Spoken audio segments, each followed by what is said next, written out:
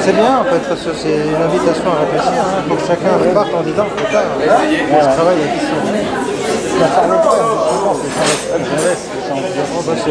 Alors la décroissance au service du bien, ça c'est le titre sur lequel on est tombé d'accord. Tu me l'avais proposé. Bon, en fait l'idée c'est de parler de la décroissance. C'est un sujet, alors s'il y a bien un sujet tabou, c'est bien celui-là. C'est un mot qui fait peur. Parce que quand on entend décroissance, on se dit mais attends, on veut nous faire retourner dans des grottes, on va s'éclairer avec des bougies, donc ça paraît complètement farfelu. À tel point que beaucoup de partisans du thème de la décroissance évitent d'utiliser le mot et parleront d'accroissance, accroissance, privatif, apprivatif, ou parleront d'une société dans laquelle ils aimeraient nous faire entrer, d'une société post-croissante. Et à mon avis, c'est intéressant ce terme post-croissante, même si moi je n'ai aucune objection par rapport à ce mot de décroissance que le pape François utilise dans son encyclique Laudato Si au numéro 193. Au paragraphe 193, le Saint-Père dit de toute manière, si dans certains cas le développement durable entraînera de nouvelles formes de croissance, dans d'autres cas, face à l'accroissement vorace et irresponsable produit durant de nombreuses décennies, il faudra penser aussi à marquer une pause en mettant certaines limites raisonnables, voire à retourner en arrière avant qu'il ne soit trop tard. Nous savons que le comportement de ceux qui consomment et détruisent toujours davantage n'est pas soutenable, tandis que d'autres ne peuvent pas vivre conformément à leur dignité humaine. C'est pourquoi l'heure est venue d'accepter une certaine décroissance dans quelques parties du monde, mettant à disposition des ressources pour une saine croissance en d'autres parties. Et il invite à la fin de ce paragraphe à favoriser des comportements plus sobres, donc réduisant leurs propres besoins d'énergie et améliorant les conditions de son utilisation. Le mot sobre d'ailleurs, il va l'utiliser souvent, ce mot sobriété. Ça c'est des expressions qu'on utilise beaucoup dans les milieux qui s'intéressent à l'écologie. Sobriété, simplicité, simplicité volontaire, sobriété heureuse. L'un des auteurs qui communique le plus sur le sujet, qui a bien étudié la question, Serge Latouche, lui il utilise une expression étonnante. Il dit que nous devons travailler à entrer dans une société d'abondance frugale. On va dire, ça ressemble à un oxymore, ça, une société d'abondance frugale. En fait, il s'agit de réduire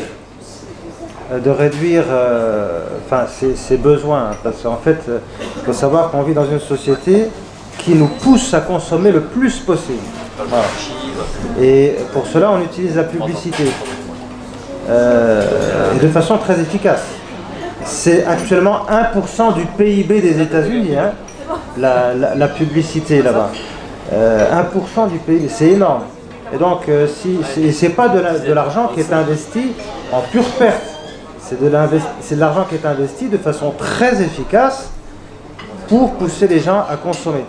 Et donc, l'Église, elle, nous invite plutôt à réduire nos dépenses, à avoir un style de vie plus simple, plus sobre. Et donc, le mot sobriété, on va le trouver très souvent dans l'encyclique du pape François, mais dans le magistère antérieur, évidemment. Ce qui est nouveau, c'est que c'est une encyclique. Après, dans les textes du magistère, il y a de très nombreux textes sur le thème de l'écologie depuis une cinquantaine ou soixantaine d'années. De très nombreux textes, mais qui étaient passés quasiment inaperçus. Mais pour la première fois, c'est une encyclique. Elle est à Salroi-du-Var. Alors, pour arriver à comprendre pourquoi il y a un problème avec la croissance, et que donc il peut être intéressant de se poser la question d'aller vers une certaine décroissance, hein, il faut pouvoir expliquer un peu plus ce qu'est la croissance. Enfin, ce qu'on entend par croissance. Parce que c'est devenu dans notre société un dogme indiscutable. Le simple fait de contester le bien fondé de ces injonctions en faveur de la croissance fait qu'on peut être mis au banc de la société. On peut être considéré comme un farfelu, et un farfelu même dangereux. C'est-à-dire, comment c'est possible de contester la croissance?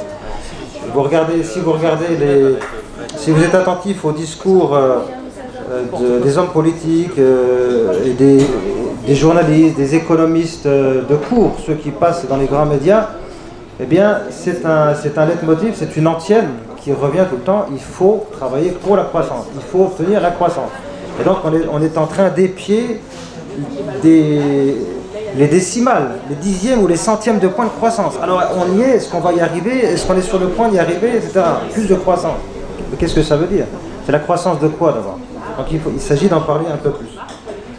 Vous allez mieux comprendre ainsi pourquoi il vaut la peine de porter un regard distancié, un regard critique sur ce thème.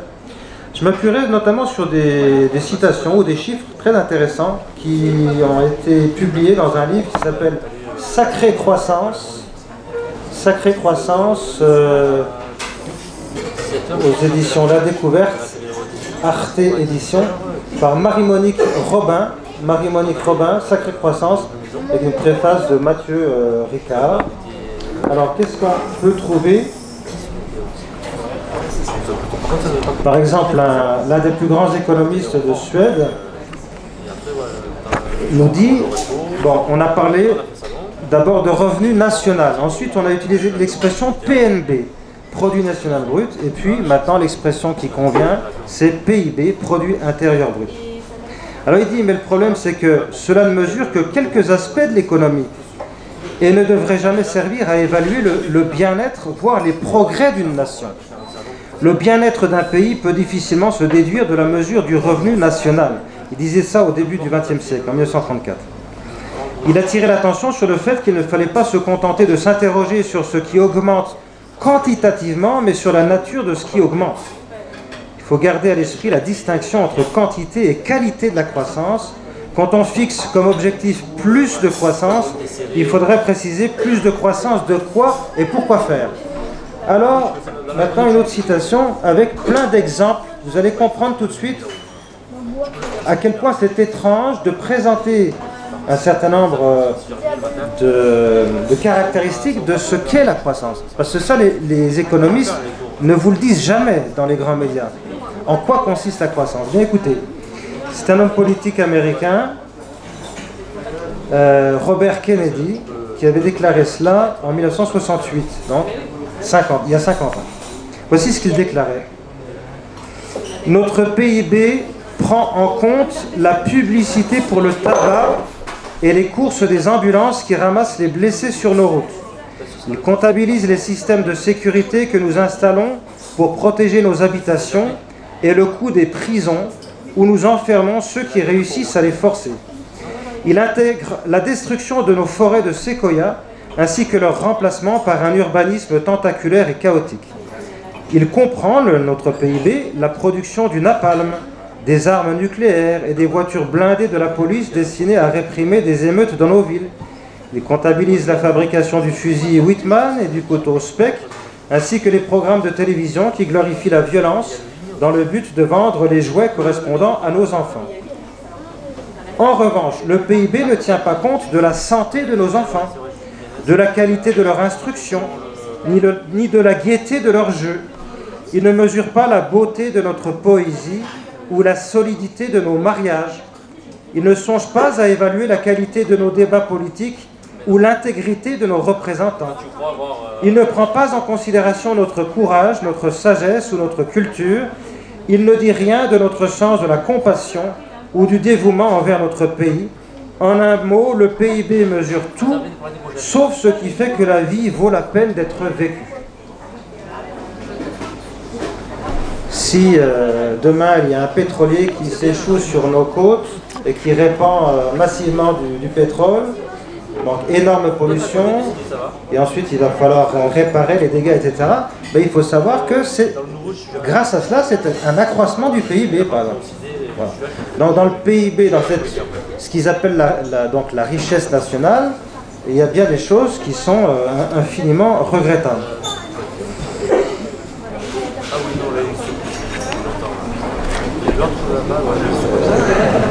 Un professeur d'économie aux États-Unis nous dit aussi que passé un certain seuil, la croissance économique qui oublie de comptabiliser comme des coûts les dégâts qu'elle occasionne nous appauvrit au lieu de nous enrichir. Alors les économistes appellent ça pudiquement des externalités.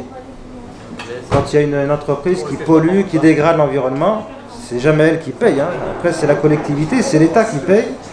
Et donc ça n'entre pas dans la comptabilité de l'entreprise. Donc les externalités, c'est un terme qui fait référence aux conséquences indirectes des activités économiques.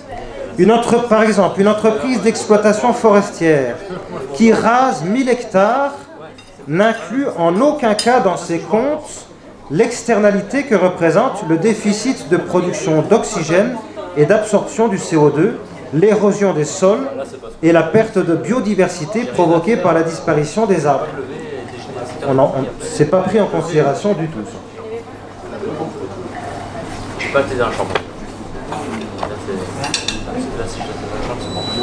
Alors donc je vous disais l'histoire du pétrolier, ça a vraiment existé, c'est une histoire vraie, c'est le pétrolier Erika au large de la Bretagne, donc le 12 décembre 1999. Dans la logique des partisans de la croissance, la marée noire avait été bonne pour le PIB puisqu'elle avait entraîné de nombreuses activités monétarisées comme le pompage du pétrole dans la mer, le nettoyage des côtes ou le travail des avocats qui ont défendu les victimes, l'armateur ou la compagnie Total. En revanche, le dévouement des nombreux bénévoles qui ont chaussé bottes et imperméables n'a pas été pris en compte dans le calcul du PIB puisque le PIB exclut le travail domestique non rémunéré et le bénévolat associatif. Ça peut représenter des milliers d'heures. Si vous qui êtes parfois très investi dans le milieu associatif, vous le savez. On ne peut pas dire que vous ne faites rien, que vous n'apportez rien à la collectivité, bien au contraire. C'est tellement vrai ça que... alors, l'auteur nous dit, les hommes politiques préféreraient que les Français mangent un gâteau acheté dans un supermarché, si possible emballé et truffé d'additifs chimiques, plutôt qu'une pâtisserie faite à la maison. Une pâtisserie faite à la maison, il n'y a pas de PIB. Et alors, le célèbre économiste Alfred Sauvy a dit « Épousez votre femme de ménage et vous ferez baisser le PIB. » Ah ben oui, parce que là, du coup, elle sort des écrans radars. Elle n'est plus du tout prise en considération. Voilà. Bon, c'est une manière un peu machiste peut-être de présenter les choses, mais du point de vue des économistes, c'est vrai que c'est fait pour frapper l'imagination, bien sûr. Alors, on n'y pense pas assez, mais quand on parle de croissance, on parle souvent de croissance exponentielle. C'est ça qu'il faut arriver à comprendre. Vous allez voir, je vais faire un peu de mathématiques élémentaires. Ce sera vraiment niveau école primaire. Parce qu'une augmentation linéaire, c'est pas du tout la même chose, mais pas du tout qu'une augmentation exponentielle. Parce que quand on parle d'une exponentielle, c'est par exemple quand on dit 2% de croissance. Les 2% cette année, 2% l'année prochaine, 2% dans 2 ans, ça correspond à quoi? Alors, pour aider à comprendre, imaginez donc un épargnant qui place 100 € dans une tirelire et il ajoute, là c'est l'augmentation linéaire, il augmente son capital donc de 7 € par an. Il rajoute 7 € par an. Au bout d'un an, donc, il a 107 €. 2 ans après, 114. La 10e année, 170. La 50e année, 450. Et au bout d'un siècle, 800 €. Facile à comprendre. 7 € de plus chaque année. Mais si c'est une croissance exponentielle, donc il place 100 €, qui vont lui rapporter donc 7%. Donc, bon, là, pour le coup, c'est la même chose, c'est 107 €. Oui, mais la deuxième année, ça change déjà. La deuxième année, c'est 107 plus 7% de 107, donc 114,49. La 10e année, 196,72. La 50e année, 2945,7. Et au bout d'un siècle, 86 771. Donc là, on compare, au bout d'un siècle, 86 771 et 800. C'est pas du tout la même chose, hein. C'est 100 fois plus. Donc quand on se dit, bon, 1% par an, c'est rien, 2% par an, c'est rien, il faut voir sur plusieurs années. Alors, pour aider à comprendre, un économiste a pris l'exemple du hamster. Il dit, imaginez donc un hamster, une petite bestiole, hein, imaginez qu'il double son poids toutes les semaines jusqu'à l'âge de 6 à 8 semaines. Bon, s'il ne s'arrêtait pas et continuait de doubler à intervalles réguliers, à l'âge d'1 an, donc il double toutes les semaines, hein, son poids, à l'âge d'1 an, il pèserait 9 milliards de tonnes et pourrait ingurgiter la production mondiale annuelle de maïs en une seule journée. Bon, c'est pour fixer l'imagination. Autre exemple, le nénuphar. Ça, c'est un exemple intéressant parce que quand on nous parle de danger, quand on nous parle de catastrophes à venir, on considère toujours qu'on a largement le temps d'y voir. On a largement le temps d'y voir, quoi. Bon. Alors imaginez votre nénuphar, c'est rien du tout au milieu de la mare, une grande mare, hein. Il y a un tout petit nénuphar de rien du tout, mais sa taille, elle double chaque jour. Et le nénuphar va être complètement recouvert au bout de 30 jours. Bon. Mais la veille, le 29e jour, c'est seulement la moitié de la mare donc, qui est recouverte, si ça double tous les jours, vous avez compris? Le 21e jour sur 30, le 21e jour, c'est beaucoup depuis le premier jour, hein, mais le nénuphar ne recouvre que 0,2% de l'étang. Le 25e jour, il ne recouvre que 3% de l'étang. Vous comprenez? Et donc, eh bien, lorsqu'on arrive à la fin de cette période, eh bien, on se rend compte qu'il est trop tard pour réagir. Donc ça, ce sont des exemples qui sont souvent donnés dans les milieux qui sont inquiets, justement, des problèmes posés par la croissance, les milieux écologistes, alternatifs, les milieux chrétiens de plus en plus, dans les milieux aussi en politique, dans les milieux monarchistes, dans les milieux identitaires, on travaille aussi beaucoup ces questions-là.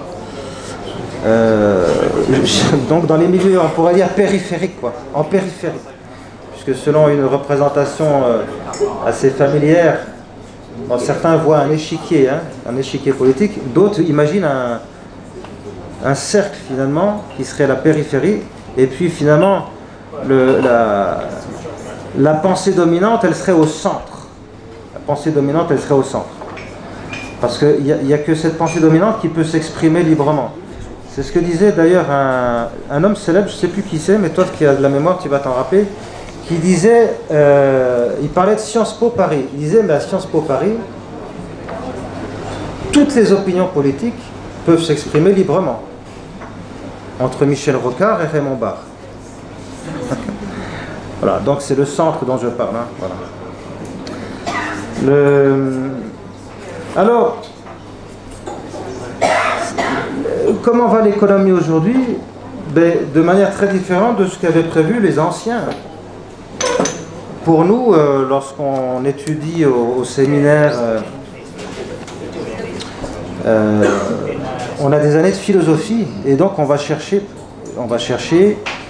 des éléments sûrs chez les philosophes de l'Antiquité, je pense à Aristote, et puis ce sont des outils de réflexion très utiles après pour la théologie. Et dans la vision des anciens, donc Aristote c'est 4 siècles avant Jésus-Christ, eh bien on travaille, on produit pour satisfaire les besoins matériels de l'individu et de la cité qui sont nécessaires à l'accomplissement du bonheur, du bien vivre. Donc on privilégie les activités fondamentales, agriculture, L'agriculture, oui, ça c'est l'activité fondamentale par excellence.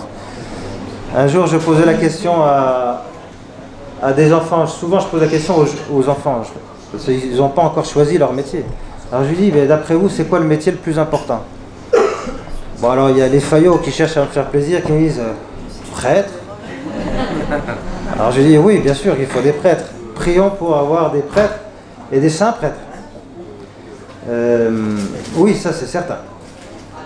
Et Don Bosco disait qu'un jeune sur 3 avait la vocation. Donc vous voyez, vous êtes 12, là il y en a peut-être voilà, 4 parmi vous. Bon. Mais je disais, mais on peut se passer de prêtre. Au Japon, par exemple, lorsqu'il y a eu la persécution, on a tué ou expulsé les prêtres étrangers. On a tué l'intégralité des prêtres japonais, il n'en restait plus aucun. Et, ben ma foi, oui, c'était difficile, mais il y a une population catholique qui a pu garder la foi. Sur les 7 sacrements, ben, ils en ont gardé 2. Sacrement de mariage, puisque ce sont les époux eux-mêmes qui se donnent le sacrement, et puis sacrement de baptême, que en période extraordinaire tout le monde peut donner. Sur les 7 sacrements, ils en ont gardé 2, et ils ont vécu près de 250 ans comme ça, sans prêtre. Lorsque des missionnaires ont pu arriver à nouveau dans l'archipel, ils ont été très surpris de voir qu'il y avait encore une chrétienté. Et en fait, ils ont gardé la foi par le rosaire, notamment par le rosaire, et puis ils ont transmis un bon catéchisme à leurs enfants, ils ont gardé la foi. Bon. Par contre, s'il n'y a plus de paysans, on ne peut pas rester 250 ans.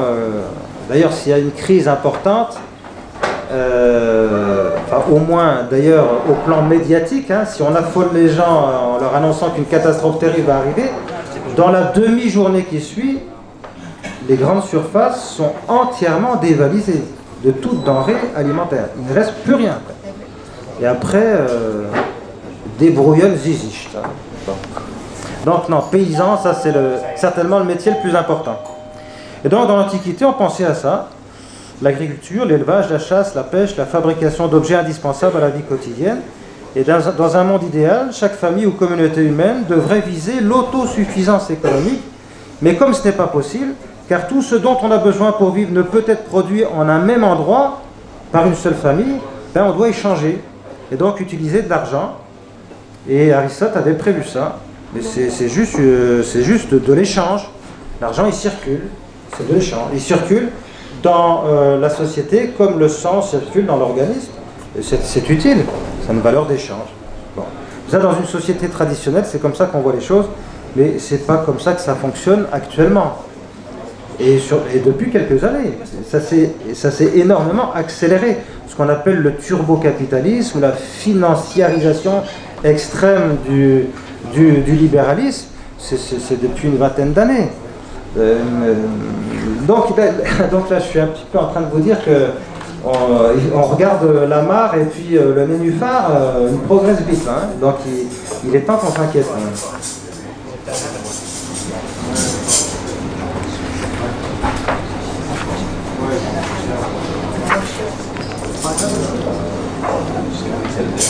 Alors, les partisans de la décroissance s'intéressent beaucoup à la question de l'accumulation, du profit, l'accumulation des richesses. Par exemple, entre les années 82 et 2012 en France, comme ailleurs, hein, il y a eu une augmentation très grande de la pauvreté. De 2002 à 2012, par exemple, le pourcentage des personnes pauvres, pauvres au sens où l'entendent les institutions officielles, c'est pas pauvre comme nous on l'entend dans l'évangile, c'est pas la béatitude, bienheureux les pauvres, c'est au sens de misère. Il faut savoir que dans le langage des instances internationales, quand ils utilisent le mot pauvreté, ça veut dire la misère en fait. Bon. Donc le seuil de pauvreté, on considère c'est 50% du revenu médian. 50% du revenu médian. Eh bien, le pourcentage des personnes qui sont considérées comme dans la misère est passé dans ces années-là, en 10 ans, de 6,5% à 7,9%. Donc sur ce pourcentage, c'est une augmentation de 30%. Ça concerne 5 millions de personnes. Le nombre de citoyens sans domicile fixe sur la même période, a augmenté de 50% pour atteindre 141 000 personnes en 2012. Les inégalités se creusent un peu partout. Alors on a l'impression que bon, c'est pas si grave parce que finalement les plus pauvres, on a l'impression que leur niveau de vie il augmente un petit peu chaque année. Alors on s'inquiète pas trop. Mais il y a une progression très nette des plus riches. Voilà. Aux États-Unis par exemple, actuellement, 50% de la population détient 1% des richesses. Alors, sur la population restante, les 50% qui restent, eh bien, on peut distinguer 49 et 1. Il y a 49% qui possèdent 43%, et puis les 1% les plus riches possèdent 46%. D'accord? Donc les 50% les moins riches possèdent 1%, les 50% les plus riches, 50% pardon, de la population possède 99%, et dans la fine pointe justement des hyper riches, eh bien c'est 1% qui possède 46% de la richesse. C'est énorme. Et sachant que cette richesse se concentre chaque année, elle se concentre dans un nombre de plus en plus faible d'individus ou de familles. Il vaut mieux parler de famille dans ces cas-là.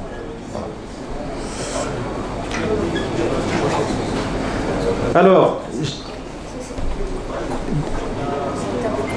on pourrait dire, oui, mais il y a un progrès scientifique, un progrès technologique qui fait qu'on arrive à faire des économies.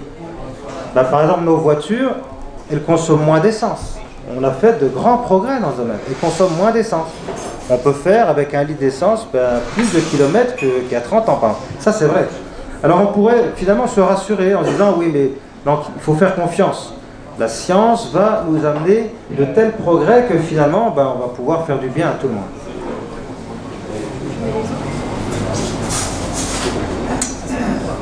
Alors, c'est l'inverse qu'on voit. Parce que la règle, c'est que les améliorations de la consommation d'énergie des appareils n'ont jamais engendré la moindre baisse de la consommation globale. La consommation d'une machine, oui, bien, je vous l'ai dit. La consommation d'une voiture, oui. Mais de la consommation globale, non. Le déterminant principal de la consommation globale d'énergie, ce n'est pas la performance énergétique des objets, mais le prix ramené au pouvoir d'achat. C'est-à-dire le temps qu'il faut travailler pour pouvoir se payer quelque chose. Donc, je vous donne des exemples. Malgré une consommation de chauffage au mètre carré divisée par 2, oui, on a fait de grands progrès dans ce domaine, la consommation globale en France n'a pas baissé. De même, la consommation énergétique des appareils ménagers a considérablement baissé. Mais les appareils, eux, se sont multipliés. Congélateur, four, micro-ondes, lave-vaisselle, sèche-linge, ordinateur, grille-pain, mixeur, cafetière. Vous savez que quand vous faites une consultation sur Internet, vous allez sur un moteur de recherche, vous faites une consultation, vous dépensez autant d'énergie qu'en faisant bouillir une casserole. Vous mettez de l'eau froide dans une casserole, vous l'amenez à ébullition, vous avez consommé autant d'énergie. Et le fait de garder, parce qu'on a l'habitude par paresse de ne pas trop trier ses mails, et on en garde plein en réserve, et des centaines, on les met dans des fichiers, dans des dossiers, voilà. Bon, et on ne les détruit pas. Eh bien, le simple fait de faire ça consomme énormément d'énergie, mais ça, personne ne vous en parle. Vous voyez ? Alors, donc, cette règle valable sur Terre, un peu partout. En effet, il faut dépenser moins de kérosène. Oui, il faut dépenser moins de kérosène qu'avant pour faire voler un avion de 300 places, mais il en vole considérablement plus. Si nous voulons vraiment économiser l'énergie, nous devons accepter l'idée que son prix soit augmenté pour nous pousser à réduire véritablement notre consommation. Vous avez avec des compagnies low cost, vous avez des billets, vous pouvez aller à Rome, à Amsterdam, etc. pour 50 €. Et qui est-ce qui paye? Ça coûte bien plus cher que ça. Enfin, réfléchissons un peu quand même.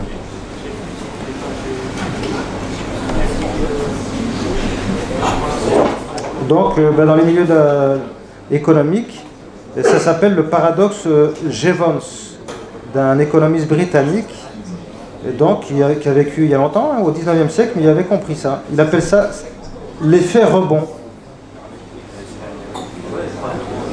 Bon, je ne détaille pas. Au sujet du pouvoir d'achat, il faut que vous arriviez à comprendre ça aussi. Parce que cette question du pouvoir d'achat est très importante. Il s'agit de savoir comment on vit aujourd'hui, et sans remonter au 19e siècle. Hein. On pourrait faire une étude sur... alors moi, les chiffres que j'ai, c'est de 1968 à 2008. Donc là, c'est 2018 même, on rajoute 10 ans. Mais là, les chiffres que j'ai, donc c'est sur 40 ans. Alors en 1968, un ouvrier gagnait en moyenne 800 francs par mois, alors qu'une baguette coûtait 0,45, un litre d'essence 1 franc, un litre de lait 0,77, un kilo de beefsteak 14,8, un journal 0,35. Aujourd'hui, l'équivalent, le même ouvrier, l'équivalent ce serait 1000 euros. C'est pas un gros salaire, hein, on est bien d'accord, c'est vraiment un petit salaire. Hein. Il achète sa baguette 0,95, son essence 1,35, son lait 1,75, son kilo de bœuf 18, bon ça c'est les chiffres de 2008, hein, son quotidien 1,2. Bref, il y a 40 ans, un salarié moyen pouvait payer avec son revenu 1777 baguettes contre 1025 aujourd'hui, 769 litres d'essence contre 740, 2285 journaux contre 833 actuellement. Oui. Un salaire ouvrier permettait au début du XXe siècle de faire vivre toute sa famille. D'ailleurs, à l'époque, dans l'enseignement magistériel de l'Église, je pense aux grandes encycliques Léon XIII, Rerum Novarum, et puis Pie XI, 40 ans plus tard, Quadragesimo Anno, deux encycliques sur la doctrine sociale de l'Église très importantes. Eh bien, un salaire, on parlait de salaire familial à l'époque. On estimait qu'un homme marié avec des enfants devait avoir un salaire qui lui permettait de faire vivre décemment sa famille. Voilà. Le salaire familial, parental. Alors, un salaire ouvrier permettait au début du XXe siècle de faire vivre toute sa famille. Un siècle de combat plus tard, donc un siècle plus tard, il faut désormais 2 salaires. Et de toute façon, la société, aujourd'hui, ne permet pas facilement aux familles de durer, vous le savez. Alors je ne suis pas complotiste, hein, je ne suis pas en train de vous dire, oui, mais tout ça, ça a été prémédité, il faut détruire la famille, il faut favoriser l'éclatement des familles. Bon, peut-être, bon, mais je n'entre pas dans ces considérations, je regarde simplement les faits. Bon, aujourd'hui, voilà, les familles sont atomisées, sont éclatées. De plus en plus de familles monoparentales, etc. Et donc, évidemment que ce n'est pas un salaire qu'il faut, c'est 2 salaires, et puis c'est 2 logements, c'est 2 voitures, etc. Et d'ailleurs, on ne le dit jamais, parce que c'est un sujet tabou, mais la principale source d'appauvrissement en France, la principale source d'appauvrissement, c'est justement ça. C'est le divorce et l'éclatement des familles. Ça coûte cher. Je ne parle pas simplement des frais d'avocat, hein, de tout le reste. Ça coûte très cher. Et on en connaît tous, des gens dont le niveau de vie a considérablement changé quand la famille est éclatée. Bon, c'est ce qu'on voit aujourd'hui. Hein. Alors, c'est tellement vrai qu'il y a un diktat, il y a une injonction qu'il faut consommer, il faut consommer, il faut consommer, il faut consommer, il faut consommer, qu'il y a eu une déclaration étonnante, par exemple, du président des États-Unis au lendemain des attentats du 11 septembre 2001. George W. Bush. Il aurait pu s'inquiéter de plein de choses. De quoi il s'inquiète? Nous ne pouvons pas laisser les terroristes atteindre leur objectif de menacer la nation, au point que nous cessions de nous occuper de nos business et de faire du shopping. On aurait pu s'attendre à mieux quand même. Bon. Donc, voilà. Il faut consommer, consommer, consommer. Et c'est considéré par certains comme un acte patriotique. Vous êtes un bon citoyen si vous consommez. Vous êtes un patriote. Bon. Mais ça ne se fait pas tout seul. Et donc il faut investir 400... Alors les chiffres de 2013... à 400 milliards d'euros. 400 milliards d'euros par an. Hein. C'est 1% du PIB mondial. Donc je disais que c'était aux États-Unis. En fait, c'est au-delà. Hein, c'est dans le monde entier. 1% du PIB mondial. 400 milliards d'euros pour de la pub. Mais c'est pas en vain. C'est qu'effectivement, c'est très efficace.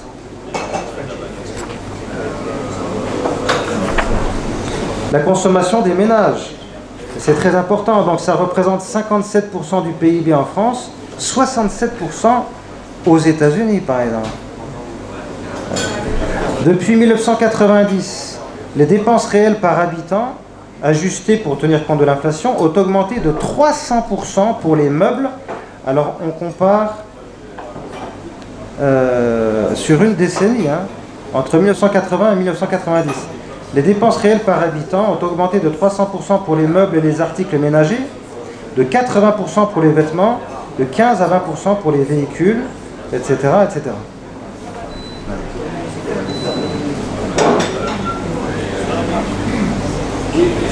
Alors, ceux qui s'intéressent à ces questions-là voient les dégâts que ça fait dans l'environnement, par exemple. Oui, bien sûr, les problèmes, et c'est pas simplement les problèmes de réchauffement climatique, c'est pas simplement ça, c'est la pollution, c'est la destruction de l'environnement, la destruction de la biodiversité, c'est eh bien, ils se disent mais comment c'est possible, c'est parce qu'on consomme trop. Ben, on consomme trop, c'est pas tout le monde. Il y a des pays où on consomme pas assez. D'ailleurs, le pape dit, dans certains pays, il faudrait qu'il y ait plus de croissance, oui, certainement. Mais si tous les habitants de la Terre avaient le mode de vie d'un Américain moyen, il faudrait 4 planètes. Je ne sais pas si vous vous rendez compte de ça. Donc ça, c'est impossible. Et si on continue à ce rythme-là, ce ne serait même pas 4 planètes. Il faudra en rajouter 2 encore en 2050, parce que la population mondiale va augmenter. Alors les riches, ils ont tendance à dire, oui, bah, c'est de la faute des pauvres. Il faut... Je vous recommande l'ouvrage d'Hervé Kempf qui dirige le site internet Reporter. C'est un quotidien d'écologie sur le net. Comment les riches détruisent la planète. Parce que le problème, c'est pas tellement les pauvres, c'est plutôt les riches. Bon. Mais les riches ont tendance à dire, bah, il vaut mieux qu'on reste entre nous. Il y a trop de pauvres sur Terre. Donc il faut réduire la population. Et s'ils ne sont pas convaincus, ben, on va les y aider. Hein. Ce sera y compris par la contrainte. Il ne faut pas croire que tous les partisans de la décroissance et tous les écologistes sont partisans de la diminution de la population. C'est parfois une idée qu'on a. Alors c'est un sujet de polémique avec eux souvent, mais tous ne sont pas de cet avis. L'une des personnes les plus intéressantes dans ces milieux-là, c'est Serge Latouche, par exemple. Serge Latouche a écrit plusieurs ouvrages sur le thème de la décroissance, et c'est vraiment l'un des experts français du sujet. Ben, lui, il dit que c'est un faux problème. Après, en sens inverse, nous, on est critiqués, nous les catholiques, on est dit, ouais, mais tout ça, c'est la surpopulation, c'est à cause de vous, parce que vous estimez que il faut avoir le plus d'enfants possible, il faut battre des records, se comparer les uns les autres pour savoir quelle famille aura le plus d'enfants. Ben, c'est pas vrai du tout. Dans le magistère de l'Église, il y a ce qu'on appelle la paternité responsable. Ceux des AFC, ils le savent d'ailleurs, ils étudient cette question-là. Et si l'Église encourage beaucoup ceux qui peuvent avoir une famille nombreuse, c'est pas le cas de tout le monde. En tout cas, ce n'est pas la norme. Déjà, au Concile Vatican II, il était dit ceci à ce sujet. Dans le devoir qui leur incombe de transmettre la vie et d'être des éducateurs, ce qu'il faut considérer comme leur mission propre, les époux savent qu'ils sont les coopérateurs de l'amour de Dieu créateur et comme ses interprètes, ils s'acquitteront donc de leur charge en toute responsabilité humaine et chrétienne et dans un respect plein de docilité à l'égard de Dieu, d'un commun accord et d'un commun effort, ils se formeront un jugement droit, ils prendront en considération à la fois et leur bien et celui des enfants déjà nés ou à naître, ils discerneront les conditions aussi bien matérielles que spirituelles de leur époque ou de leur situation, ils tiendront compte enfin du bien de la communauté familiale, des besoins de la société temporelle et de l'Église elle-même. C'est Gaudium et Spes. Dans le même document, la coopération internationale devient tout à fait indispensable lorsqu'il s'agit des peuples qui assez souvent aujourd'hui en plus de tant d'autres difficultés, souffre particulièrement de celles qui proviennent de la croissance rapide de la population. Ou encore le Paul VI Populorum Progressio, il est vrai que trop fréquemment, une croissance démographique accélérée ajoute ces difficultés au problème du développement. Le volume de la population s'accroît plus rapidement que les ressources disponibles et l'on se trouve apparemment enfermé dans une impasse. Bon, donc c'est vrai pour certains pays, certainement. Ou encore dans Paul VI, dans Humanae Vitae, dont on fête le 50e anniversaire cette année. Enfin, on le fête, j'espère qu'on va le fêter, j'ai pas entendu grand-chose jusqu'à maintenant. Par rapport aux conditions physiques, économiques, psychologiques et sociales, la paternité responsable s'exerce soit par la détermination réfléchie et généreuse de faire grandir une famille nombreuse, soit par la décision, prise pour de graves motifs et dans le respect de la loi morale, d'éviter temporairement, ou même pour un temps indéterminé, une nouvelle naissance. Voilà. Benoît XVI, dans Caritas in Veritate, la conception des droits et des devoirs dans le développement doit également tenir compte des problématiques liées à la croissance démographique. Il s'agit d'une limite très importante pour le vrai développement, parce qu'elle concerne les valeurs primordiales de la vie et de la famille. Il demeure évidemment nécessaire de prêter l'attention due à une procréation responsable qui constitue entre autres une contribution efficace au développement humain intégral. Ou le pape François, en revenant des Philippines, il est certain que l'ouverture à la vie est une condition du sacrement de mariage. Un homme ne peut donner le sacrement à la femme et la femme le donner à l'homme s'ils ne sont pas d'accord sur ce point, d'être ouvert à la vie.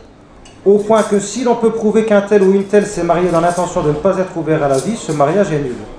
Cela ne signifie pas que le chrétien doit faire des enfants en série.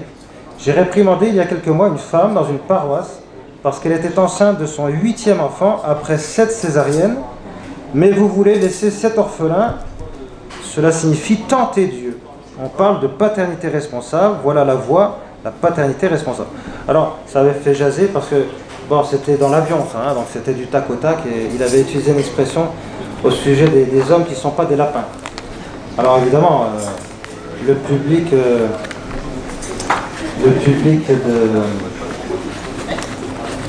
des valeurs actuelles, le Forum catholique et le Salon belge étaient furieux, mais c'est une réalité. Ils revenaient des Philippines, aux Philippines, pays chrétien. Il y a quelques zones musulmanes, même parfois un peu islamiques sur certaines îles, c'est un archipel, mais sinon c'est un pays très chrétien. Il y a dominante catholique, 80%. Il y a actuellement 800 000 prostituées. 800 000 prostituées aux Philippines. 80% sont mineurs. Et même sur les 800 000, il y en a 100 000 qui sont des enfants. Bon. C'est des familles qui sont vraiment dans la misère. Ils sont capables, voilà, de vendre leurs enfants. Et on n'est pas là, je ne parle pas d'une autre planète, je parle d'un pays chrétien catholique. Bon, donc le pape, il revient de ce pays-là et il a rencontré de grandes détresses. Il a rencontré d'ailleurs les membres d'associations caritatives, d'œuvres de miséricorde, d'ONG qui viennent au secours de ces personnes en détresse. Voilà, donc si vous voulez justement favoriser la paternité responsable dans des pays du Sud, dans des pays pauvres, alors c'est pas en les forçant à prendre des contraceptifs ou à avorter ou je ne sais quoi, pas du tout. D'abord c'est immoral et c'est pas du tout ça qu'il faut faire. Mais c'est en favorisant l'éducation. Il faut miser sur l'éducation et l'éducation des filles. Il y a beaucoup de pays où les filles ne sont pas scolarisées. Elles sont à la merci, voilà, de toutes les formes de traite et d'esclavage. Et donc il y a des pays qui prennent ça très au sérieux. J'ai vu ça en Inde, on prend ça très au sérieux. Et donc ils ont énormément développé l'éducation des filles, et c'est très bien. Et dans les pays où on développe l'éducation des filles, il y a une paternité responsable. Alors là, je ne parlais pas du pays du Sud. En France, on aimerait bien avoir une fécondité un peu plus grande. Et si on arrive à avoir, cocorico, quelques chiffres intéressants au niveau de la fécondité, si on se compare, évidemment, si on se compare aux Espagnols et aux Italiens, pourtant un pays très catholique auparavant, alors nous on fanfaronne en disant ouais, on est bien au-dessus d'eux. Ouais, d'accord, mais enfin il y a quand même le soutien d'une population extra-européenne, je n'entre pas dans le détail. Donc, évidemment, là, si on veut qu'il y ait une substitution il y a un remplacement de population, oui, on y va tout droit. Mais voilà, il faut encourager les familles françaises, et ça relève aussi de l'autorité politique. Il faut favoriser la famille, favoriser la fécondité en France. Alors, autre problème qui est lié à la croissance, la question de l'endettement, on en parle, parce que l'endettement c'est une réalité. Et le problème malheureusement a empiré considérablement ces dernières années. En 2011 en France, l'endettement représente 61% du PIB. Alors on se croit riche. 61% c'est de la dette. Alors qu'en l'an 2000 c'est pas le 19e siècle, hein. En l'an 2000 c'est pas si vieux l'an 2000.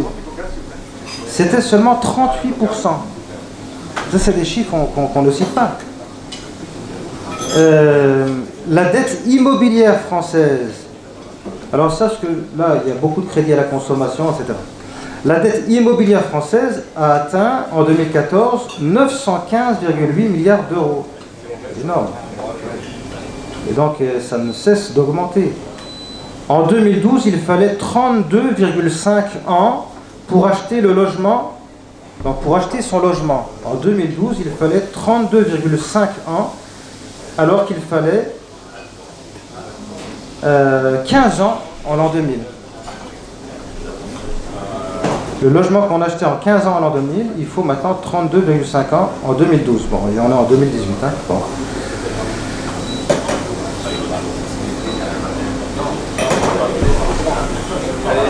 Sur la question de l'endettement,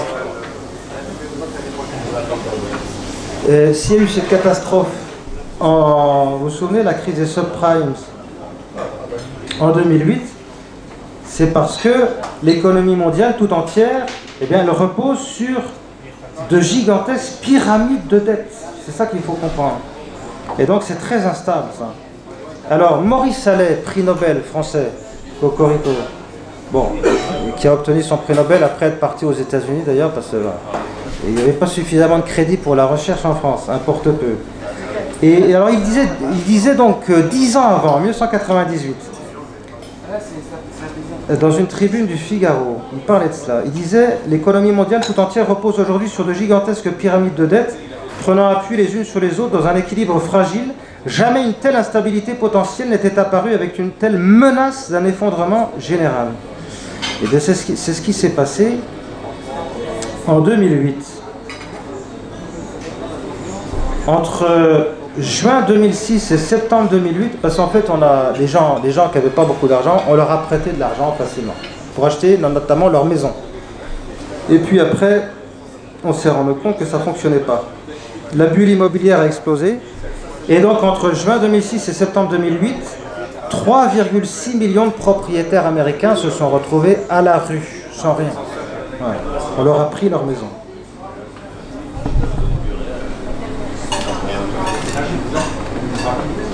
Alors, en France, en 2013, la dette publique s'élevait à 1925 milliards d'euros, soit 93,5% du PIB, alors qu'elle ne représentait que 78% en 2009, 55% en 95, 21% en 79. Et là, en 79, et puis après, on arrive à 73, 74, le premier choc pétrolier. Mais jusque-là, tout se passait très bien. En 2013, parmi les pays développés, le record de l'endettement public était détenu par le Japon, 245% du PIB, la Grèce, 175%, l'Italie, 132%, et les États-Unis, 111%. Les États-Unis, oui, ils fanfaronnent, ils font les malins, mais ils ont une dette énorme. Et notamment vis-à-vis des Chinois. Enfin, tout est lié, hein, donc on n'a pas trop intérêt que tout se casse la figure. Et il faut comprendre un petit peu les rapports de force. Alors, ce qui serait intéressant, c'est justement ce que demandent les partisans de la décroissance, enfin, ou de la société post-croissante, c'est qu'on fixe de nouveaux indicateurs de richesse. Donc pas le PIB. Vous avez peut-être entendu ça, je l'ai entendu c'est récent, hein. Ça date d'un mois à peu près, à la radio ils en ont parlé. Les économistes en France ont décidé de faire entrer dans le PIB, super, hein, parce qu'on va avoir un PIB un peu plus élevé, le commerce illicite de la drogue. Parce qu'on peut arriver à l'estimer, plus ou moins, et donc ça va entrer dans le calcul de la richesse nationale.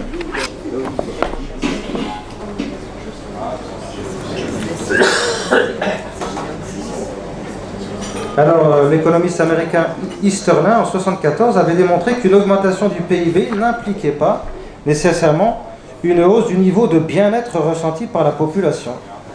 On appelle ça le paradoxe d'Easterlin. Le revenu augmente, mais les gens ne sont pas plus heureux.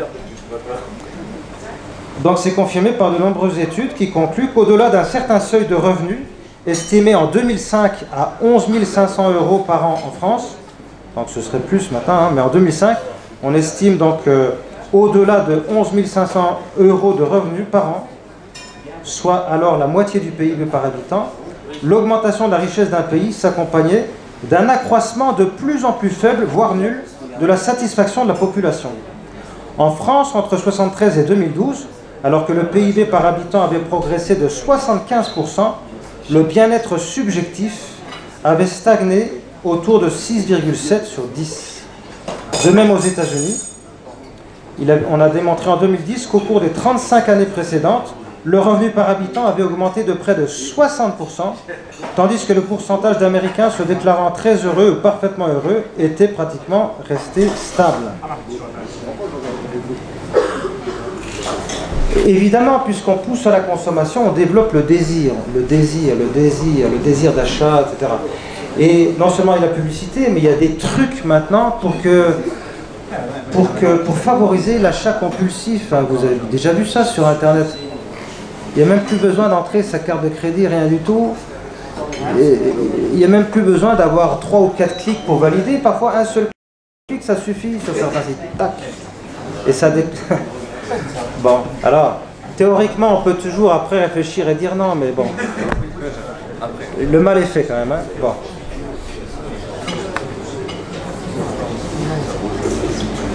Alors, sur ces sujets-là, je vous recommande, puisqu'il s'agit d'aller vers une vie finalement plus simple et plus sobre. On peut laisser de côté le mot décroissance s'il fait peur, mais une société plus simple et plus sobre. Je vous recommande les actes d'un colloque qui a eu lieu à Toulon il y a 3 ans, qui s'intitule « La catastrophe écologique, fruit pourri du capitalisme ?» point d'interrogation. Donc c'était l'Observatoire sociopolitique, et c'était un colloque sous la direction de Luc Richard. Et donc il y a des interventions, il y a Monseigneur Rep, il y a un certain nombre d'intervenants. C'est tout à fait intéressant.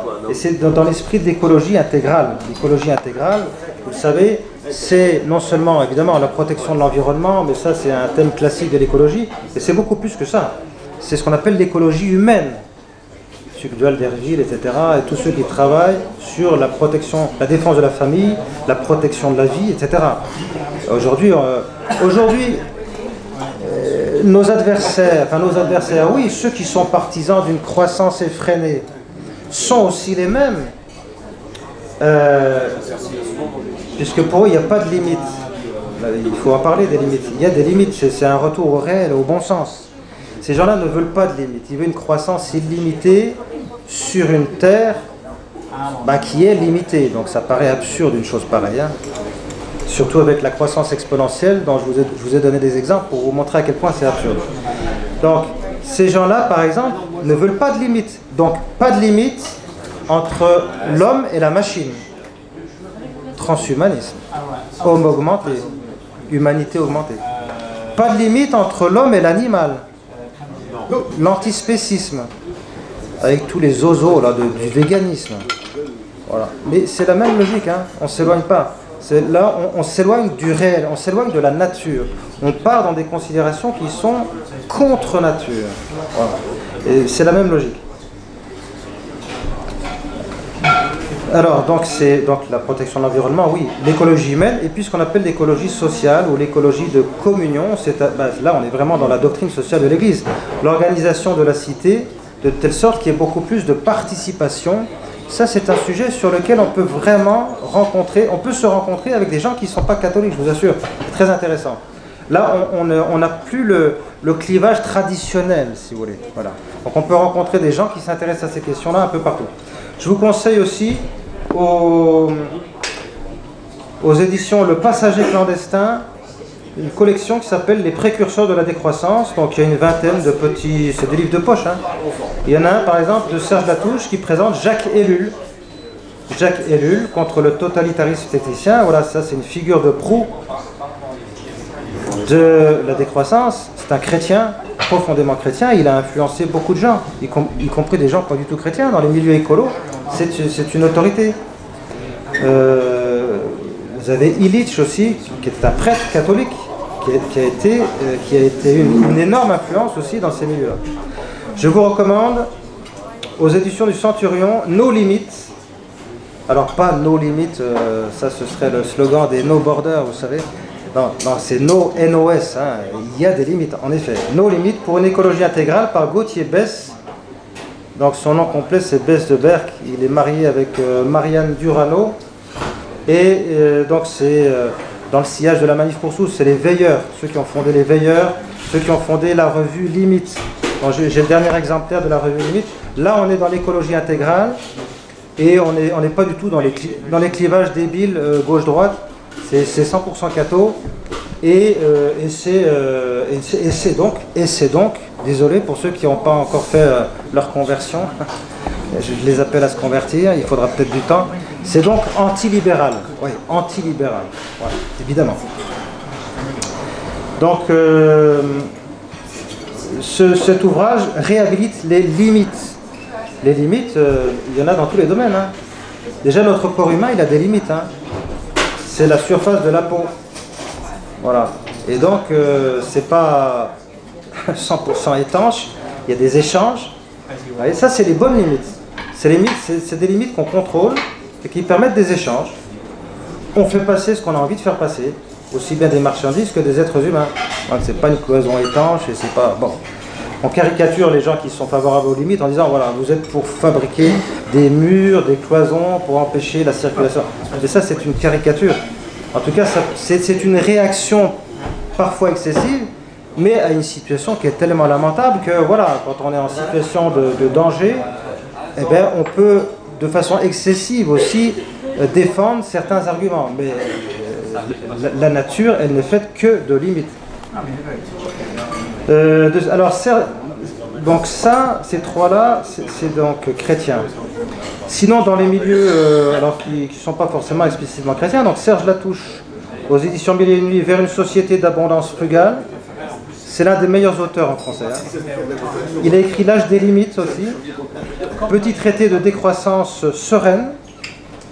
Ça, c'est un peu plus technique, moins facile à lire, de Fabrice Flippo, aux éditions Le Passager clandestin, Décroissance ici et maintenant.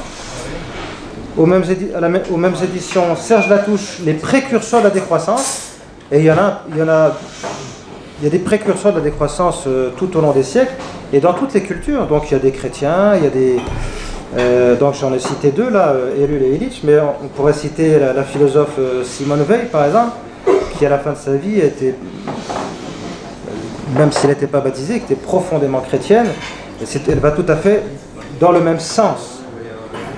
Sinon, au Passager clandestin, Décroissance, vocabulaire pour une nouvelle ère, parce que je vous en ai fait grâce, parce que là c'est juste une invitation, une introduction, mais il y a plein d'expressions qui sont étudiées. La question des biens communs, par exemple. Les biens communs. Parce qu'aujourd'hui, tout est parcellé, tout est vendu, tout est monnayé, tout est acheté. Dans une société traditionnelle, il y a beaucoup plus de biens qui sont en commun. Des terres, par exemple, qui sont en commun.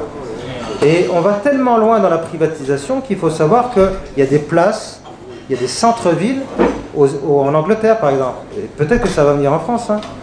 Et vous avez des places, vous avez des centres-villes qui sont privatisés. Imaginez que la place, là, elle appartienne à une entreprise. et puis il y a des caméras de surveillance, etc. Et puis on ne peut plus y aller quand on veut après. Vous voyez, ça va très très loin, c'est pas seulement des terres, c'est à l'intérieur des villes. Pas seulement des appartements et des maisons, mais ça va être des rues qui vont être privatisées aussi, et des places, etc.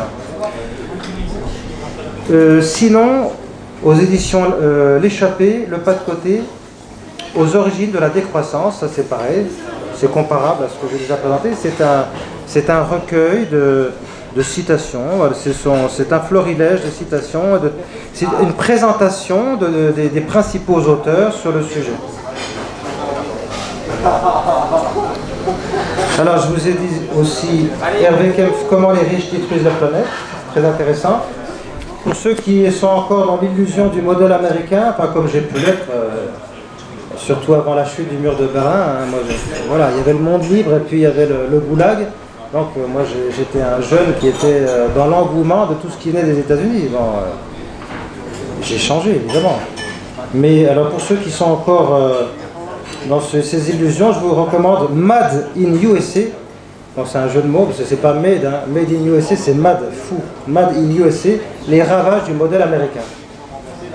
Où on voit ce qu'il en est, par exemple, de l'éducation, de la santé, des prisons aussi, parce que c'est peut-être le pays au monde où il y a plus de détenus, on n'en parle jamais. Ça peut être un moyen de réduire le chômage aussi, hein. Pourquoi pas, hein. Il y a 2 500 000 personnes. 2 500 000 personnes en prison aux États-Unis. Et la plupart de ces prisons sont privées. Imaginez un petit peu. Ce sont des entreprises qui les administrent. Bon, bah, nous on a toujours 15 ans de retard, hein, pour le bien ou pour le mal d'ailleurs, sur les États-Unis. Donc on va se dire qu'il y a peut-être des gens qui rêvent à ce modèle-là. Hein. Bon. Dans les revues, donc, on a cité Limite, c'est un trimestriel. Alors, c'est très dense, hein. Il y a beaucoup de choses à lire, mais ne soyons pas complexés ou ne culpabilisons pas parce que nous ne lisons pas tout à chaque fois. Dans toutes les revues sérieuses, il y a des articles qui sont plus ou moins faciles à lire. Bon, mais il y a vraiment de la substance. Et ce sont des jeunes, hein. Ils ont entre 30 et 40 ans, c'est une élite catho en France, c'est vraiment des gens très intéressants. Dans les milieux catho, il y a également Le Lien, c'est le petit bulletin de liaison des journées paysannes. Bon, c'est modeste, mais ça mérite d'exister. Ça, c'est les paysans catho, ils disent ça. Et ils ont chaque année des journées paysannes, c'est sur un week-end. Il y a toujours des religieux, il y a toujours un évêque qui vient, et des paysans catho de toute la France qui se retrouvent à cette occasion. Dans les milieux catho, ceux qui s'intéressent beaucoup à l'écologie intégrale et à la décroissance, vous avez les jésuites par exemple. Voilà les deux revues que je vous ai présentées, là d'abord Limite et Le Lien, bah, c'est plutôt des cathos conservateurs on va dire. Ça c'est plutôt, on dirait, cathos progressistes. Les jésuites, donc c'est la revue Projet, mais ils ont le mérite de s'intéresser à ces questions-là, c'est des sujets sérieux et argumentés, donc c'est la revue Projet. Et puis dans les cathos progressistes, progressistes, j'ai pas besoin de définir le mot, vous voyez bien, je pose ça à conservateur. Donc vous avez donc le CCFD, Terre Solidaire, Faim et Développement, leur revue aborde souvent ces questions-là. Et on n'est pas obligé d'être d'accord avec tout ce qui se dit dans ces revues. Moi-même, dans mon émission, je présente aussi des revues qui ne sont pas catho, notamment La Décroissance. La Décroissance, c'est un mensuel très intéressant sur toutes ces questions-là. Les fondateurs du journal, d'ailleurs, ne sont pas idéologues comme on peut en trouver dans certains milieux alternatifs ou écolos. Il y a vraiment des idéologues bornés. Eux, ils sont ouverts. Par exemple, ils ont lu avec beaucoup d'intérêt certains textes de Benoît XVI, certains textes du pape François. Donc quand ils estiment que c'est bon, ils en disent du bien, et pourtant ils ne sont pas cathos. Dans la même veine, l'écologiste, c'est un trimestriel, mais qui n'est pas du tout progressiste au mauvais sens du terme. C'est pas du tout de l'écologie politique et politicienne au mauvais sens du terme. C'est très intéressant, l'écologiste. Et d'ailleurs, le directeur de la revue est venu bien volontiers au colloque organisé par l'Observatoire sociopolitique. Et il dit du bien également du magistère de l'Église sur les questions d'écologie. Alors que ce n'est pas du tout une revue catholique. Sinon, ceux qui s'intéressent beaucoup aussi à toutes ces questions-là, il y a L'Âge de Fer. L'Âge de Fer, donc c'est une revue qu'on pourrait qu'on pourrait paresseusement qualifier d'extrême gauche. Vous avez également Silence, qui est de la même tendance, et qui s'est mis à l'écriture inclusive, donc ils sont même pénibles à lire. Et puis vous avez également l'Utopique, magazine trimestriel. Bon. Et moi je trouve, il y a des informations intéressantes. J'en trouve régulièrement et je les donne dans mon émission. Parce qu'ils ont des dizaines et des dizaines de militants, et donc avec des gens qui travaillent ces questions-là depuis longtemps. Et nous, dans nos milieux catholiques, c'est vrai que c'était extrêmement marginal ces considérations pendant longtemps quand même. Bon, il y avait Jean-Marie Pelt, il y avait Jean Baster, des gens comme ça. Mais voilà, c'est surtout depuis peu de temps qu'on s'y intéresse beaucoup. Alors, et pour conclure, je vous recommande également la revue Vive Flamme, revue carmélitaine de spiritualité. Il y a tout un petit dossier sur la sobriété qui est passionnant. C'est tout à fait conforme avec notre manière d'envisager les choses. Monseigneur Ray, peut-on être catho et écolo? Il a un chapitre, c'est petit, ça se lit facilement, c'est dense, c'est très intéressant. Ça a été écrit bien avant l'encyclique du pape François d'ailleurs. Il a toujours un temps d'avance, notre évêque. Son petit côté prophète et précurseur, bon, c'est très intéressant. Il y a un chapitre justement sur le carême, un carême pour la terre. Il dit, au début du carême, on dit aux fidèles, essayez de faire des efforts pour la prière, la pénitence, le partage. Il reprend cette formule, ces trois mots, et il explique comment on peut vivre justement l'écologie intégrale et finalement la décroissance en s'appuyant sur ces trois mots. C'est intéressant. Catho, écolo, même combat, point d'interrogation, les catholiques face aux enjeux d'écologie par Patrice de Plaquette, petite plaquette. Alors, sinon, évidemment, l'encyclique du pape François, j'ai au moins une vingtaine de post-it, parce que je l'ai lu et relu, hein, c'est un texte vraiment très très important. Lisez-le d'abord, ensuite vous pouvez prendre un commentaire. L'audate aussi pour une écologie intégrale. Bon, il y a eu un colloque à Toulouse, ils en ont fait un livre, donc c'est commenté. Et puis il y a des livres qui sont parus ces derniers mois sur le magistère de l'Église concernant l'écologie, et on voit qu'il y a des textes vraiment très anciens, c'est pas quelque chose de nouveau, mais c'est des textes qu'on ne lisait pas, qui ne retenaient pas notre attention.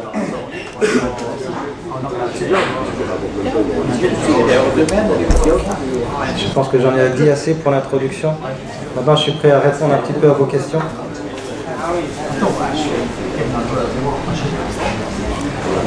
J'ai une feuille.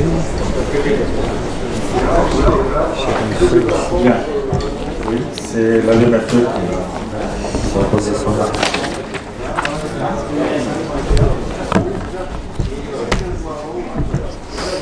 Monsieur l'abbé, comment faire? Est-ce qu'il y a des pistes concrètes dans tout ce que vous avez vu pour vivre à notre niveau une décroissance? Je ne sais pas au niveau ecclésial ou juste de l'église, enfin de la paroisse. J'ai remplacé les hosties venant de Pologne, même si elles sont moins chères. Je les ai remplacées par des hosties faites par des sœurs de Rosan, donc qui sont juste à côté et qui utilisent le blé qu'elles cultivent. Donc voilà, ça c'est un petit exemple, mais est-ce que vous auriez d'autres pistes à nous donner pour arriver dans la décroissance? Oui. Bien sûr.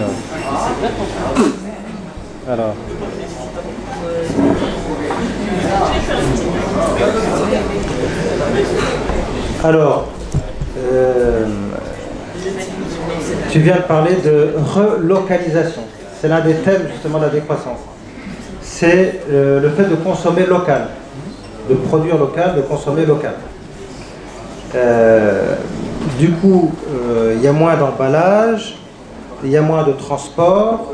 Voilà. Ça va tout à fait dans ce sens-là. Il y a des magasins, par exemple, je pense au Biocoop, par exemple, c'est des magasins bio qui ne vendent aucun fruit, aucun légume qui a voyagé en avion, par exemple. Bon. Il y a 1000 choses à faire. Il faut savoir qu'un aller-retour Paris-New York en avion, je consomme autant d'énergie qu'en prenant ma voiture, en faisant 25 km chaque jour pendant 1 an. Mais on n'y pense pas à ça. Surtout si les billets sont pas chers. On dit bah, pourquoi j'irai pas? Voilà. Bon. Alors c'est plein de petits détails, hein, cette sobriété de vie. Et peut-être, tu as donné un exemple. Ouais, bon, d'accord. Il faut voir ce qui dépend de nous. Ne soyons pas des utopistes et des idéologues qui disent ouais, ben, il va falloir qu'on prenne le pouvoir et puis tout va changer. Oui, d'accord, oui. Mais non, oui, bien sûr. Si nous avions plus de leviers, nous pourrions agir de façon plus efficace et à grande échelle. Oui, d'accord, mais enfin, c'est pas le cas. Donc on agit là où on est.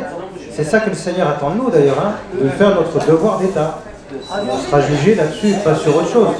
Nous ne sommes pas des gouvernants, nous sommes des gouvernés. Voilà.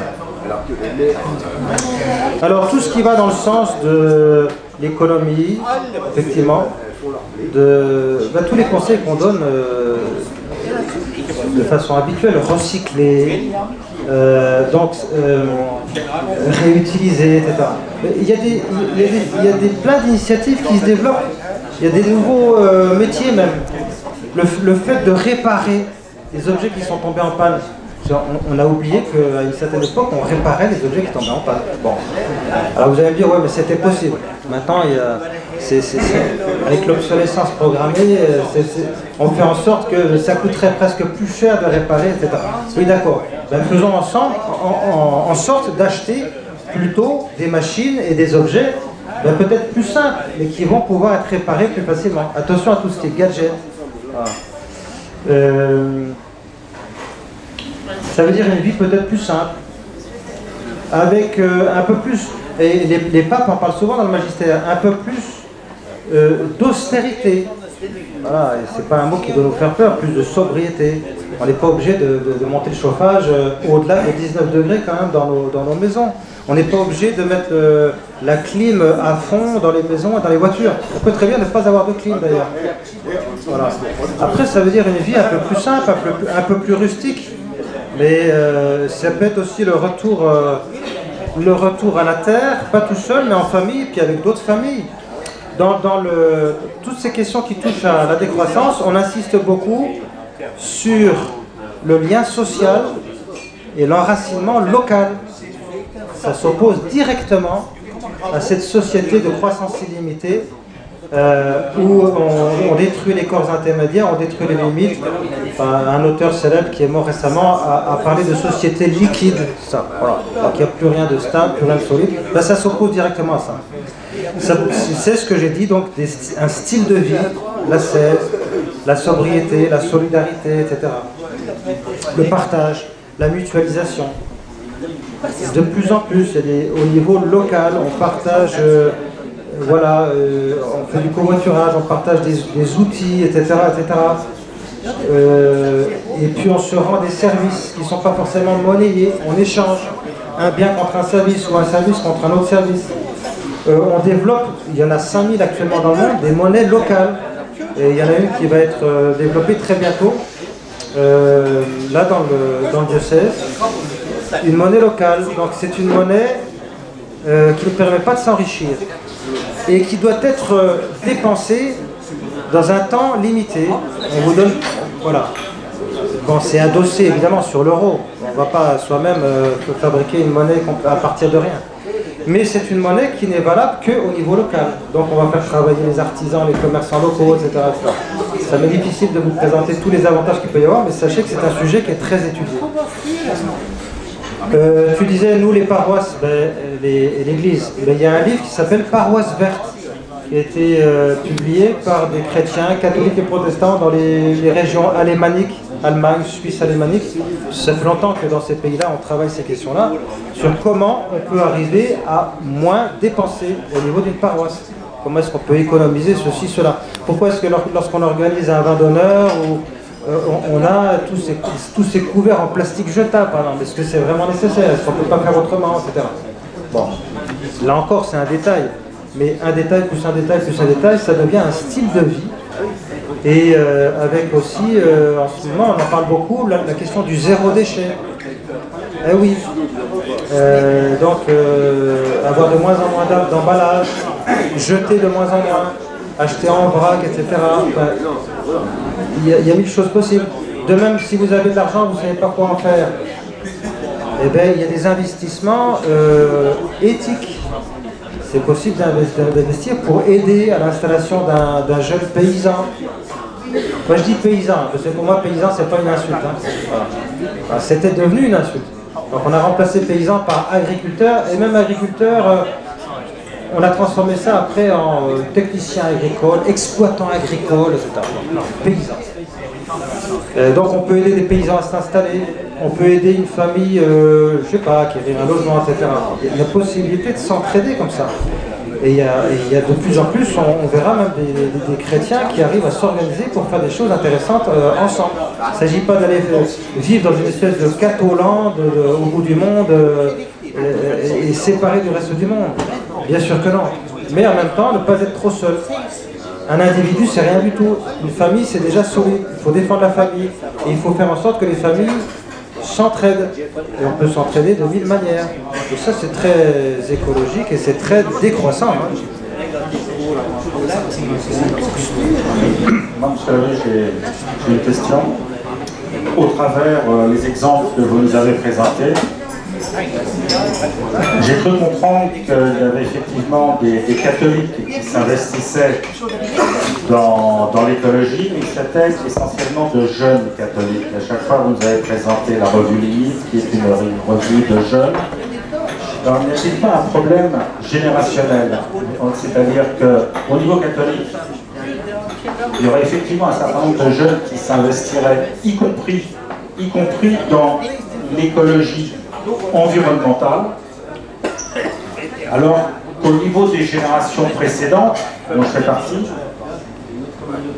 jusqu'à présent, les générations catholiques précédentes étaient beaucoup moins sensibles à l'écologie, dans la mesure où elle était complètement politisée à gauche essentiellement, elle était détournée.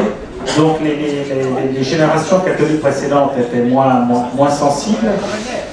Et si elles se sont sensibilisées, c'est essentiellement sur l'écologie humaine, tournée autour du respect de la vie. Donc sachant que tout de même, passé 40 ans, on change difficilement un homme, qu'est-ce que vous pensez qui peut être fait pour ces générations anciennes? Parce que là, je pense qu'on vous aurait écouté, on aurait dit oui, effectivement, la croissance, c'est pas top, et puis ça ira pas beaucoup plus loin. Donc pour ces générations qui sont au-dessus, comment faire qu'elles puissent aller, pour qu'elles puissent aller au-delà de l'écologie humaine, mais commencer effectivement à s'intéresser à l'écologie environnementale. J'ai été clair? Oui. J'ai été un peu long, pardonnez-moi. Non, c'est bon. Oui, pour simplifier, on pourrait dire qu'il y avait les cathos de gauche qui s'intéressaient à l'écologie environnementale et puis qui n'étaient pas trop regardants sur les questions de morale, contraception, avortement, etc. Et puis les cathos de droite qui s'intéressaient eux plutôt à l'écologie humaine, donc au respect de la vie. Bon, c'est pas faux, mais c'est un peu caricatural. Mais c'est pas faux. Moi, j'ai parlé de génération. Alors, oui. J'ai pas parlé droite-gauche, j'ai parlé génération. Oui, alors il y a un problème de transmission. Là, je suis d'accord avec toi. Il y a un vrai problème de transmission parce que ce qu'on appelle maintenant l'écologie intégrale, voilà, c'est une nouvelle expression qu'on utilise, hein, mais avant, c'était quelque chose qui... sans qu'on utilise l'expression, qui se vivait dans une famille catholique traditionnelle, bien évidemment. Même ce qu'on appelle l'écologie environnementale, et puis toutes les questions d'alimentation, pardon. Voilà, un bon exemple. Les questions d'alimentation, de diététique, etc. Les pionniers, c'était tous des catholiques très conservateurs, on dirait de droite, évidemment. Donc il y a quelque chose qui ne s'est pas transmis, pour différentes raisons, mais c'est à nous de nous réapproprier ce patrimoine. Après, je me permets quand même de corriger un peu ce que tu dis au sujet de ce qu'on appelle le respect de la vie, parce que il y a quelque chose d'exclusif, quelque chose de très précis de très réducteur qui me gêne beaucoup dans le respect de la vie. C'est qu'on va déployer énormément d'énergie et d'argent peut-être pour empêcher les avortements. C'est bien sûr, c'est horrible l'avortement. Mais le respect de la vie, c'est pas simplement entre le premier moment de la conception et la fin de la grossesse. Or, pour beaucoup de gens de droite, même je pense aux États-Unis, les pro-life par exemple, ils vont déployer des trésors d'énergie pour un être humain entre le début de la conception et la naissance. Mais après, ils n'ont plus aucune considération pour cet être humain. Il est né, il est né, oui. Et s'il meurt de faim, c'est pas un problème, ils n'en parlent jamais. Un être humain, c'est de la conception jusqu'à la mort naturelle. Donc savoir comment va vivre un être humain, s'il va pouvoir vivre dignement, ça intéresse aussi normalement l'écologie humaine. C'est pas simplement une focalisation compulsive sur les problèmes de 6e et 9e commandement et de problèmes de contraception, d'avortement. C'est pas seulement ça. C'est important, mais c'est pas seulement ça.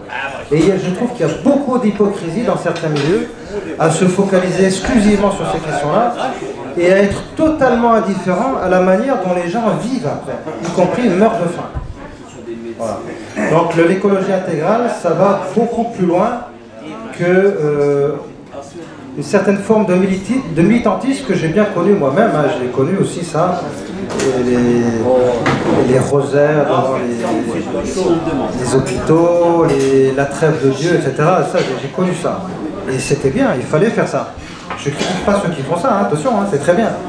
Mais je trouve que c'est réducteur. C'est tout l'être humain et c'est toute la vie de l'être humain, moi, qui m'intéresse. C'est pas simplement les 9 mois de la grossesse.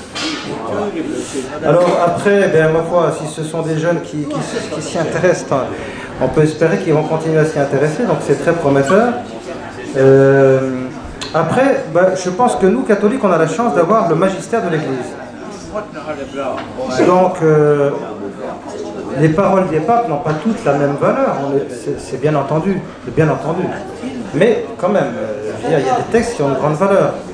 Les conciles, les encycliques, même les exhortations apostoliques, etc. C'est pas des paroles comme ça dans un avion en répondant du tac au tac à des journalistes. Et le magistère de l'Église, il n'est pas optionnel. À nous de le découvrir, de l'étudier, de le faire nôtre. Je crois vraiment qu'il y a l'Esprit Saint, il est là, il protège l'Église sur les questions graves concernant la foi ou les mœurs. L'Église ne peut pas errer, c'est pas possible. Donc soyons confiants, suivons l'Église, soyons vraiment des enfants dociles de l'Église et lisons. Je suis sûr qu'il y a beaucoup de catholiques. Il y a plein de gens, y compris dans ma famille. Je suis le seul catholique pratiquant dans ma famille, mais il y a des gens qui l'ont lu ça. Il me semble que tous les catholiques devraient l'avoir lu. Voilà. On le lit, on l'étudie, on en parle dans les petits cercles d'études, etc. Puis on essaie après de mettre en pratique. Au niveau local, on voit comment on peut s'entraider, etc. Comment faire que ça devienne très incarné dans nos vies, ces choses-là. Vous avez cité 3 encycliques majeures de 3 papes, l'encyclique de Léon XIII, l'encyclique de Pie XI et celle du pape François. Oui, il y en a eu d'autres. Il y en a eu d'autres, mais celles-ci sont très importantes. Néanmoins, qu'ont-elles entraîné, au moins les 2 précédentes, ont-elles entraîné l'Église derrière? Ou alors, est-ce qu'aujourd'hui l'Église est entraînée, se sent motivée pour mettre en œuvre, pour déployer l'encyclique du pape François? Très honnêtement, personnellement, j'ai pas vraiment le sentiment qu'il y a un mouvement au niveau de l'Église de France pour chercher à déployer cette encyclique. Je suis d'accord, je trouve que c'est très timide. Du côté de Nantes, on a beaucoup travaillé ces questions-là. Dans la Drôme, le diocèse de Valence. Alors les pauvres, c'est peut-être le diocèse le plus écolo de France, mais c'est aussi celui où il y a le plus de réacteurs nucléaires. Hein, donc je préfère habiter ici quand même. Parce que le seul réacteur nucléaire qu'on a, c'est le Charles de Gaulle. Hein. Mais, non, il y a les 6 sous-marins nucléaires d'attaque. Ils sont cachés, tu sais pas où ils sont. Vous pouvez les rajouter. Voilà. Mais non, mais c'est exact. Moi, je trouve aussi qu'on pourrait... parce que des colloques, il y en a eu. Des rencontres d'intellectuels, il y en a eu un peu partout.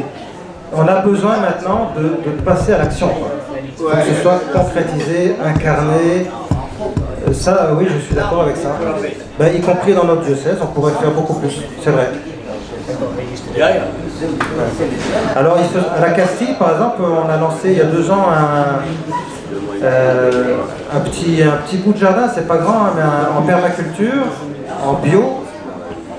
Bon, c'est un peu expérimental, hein, c'est pas pour en faire du business, hein, parce que pour l'instant on ne produit pas grand chose, mais je veux dire, il faut multiplier ces expériences. Et il faut se former, il faut se concerter. Moi, s'il y a des gens parmi vous qui s'intéressent à ces questions-là, je suis prêt à entrer en contact avec eux. Et puis après, de toute façon, il y a tout à faire. Hein, donc on verra par quoi on peut commencer. Oui.